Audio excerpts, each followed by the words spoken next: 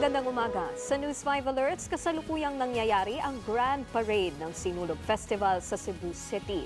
Alas 10 ng umaga nang opisyal na magsimula ang parada, kasabay ng pista ng Santo Niño.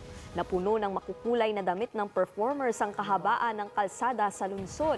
Bawat grupo may bitbit na imahe ng Santo Niño. Libu-libong security forces ang ipinakalat sa venue, kasama na ang mga K9 unit para matiyak ang kaligtasan ng mga kalahok at manonood.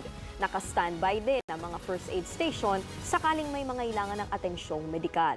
Bago niyan, nagkaroon ng misa.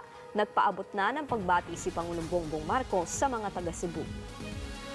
Sa ibang balita, patuloy na mararanasan ang epekto ng Northeast Monsoon o hanging amihan sa Northern Luzon. Sa loob ng 24 na oras, mararanasan ang mga pag-ambon sa lugar. May tsansa rin ng panandaliang pag-ulan sa Metro Manila at natitirang bahagi ng bansa. Posible rin ang kalat-kalat na pag-ulan, pagkulog at pagkidlat sa southern portion ng Mindanao dahil sa trough or extension ng low pressure area na nasa labas ng Philippine Area of Responsibility. Maliit naman ang tsansang maging bagyo ito sa mga susunod na araw. Para sa iba pang mga balita, pumunta lang sa news5.com.ph, pati na rin sa News 5 Facebook, YouTube, TikTok at X social media pages. Ako po si Nikki de Guzman. Magandang umaga.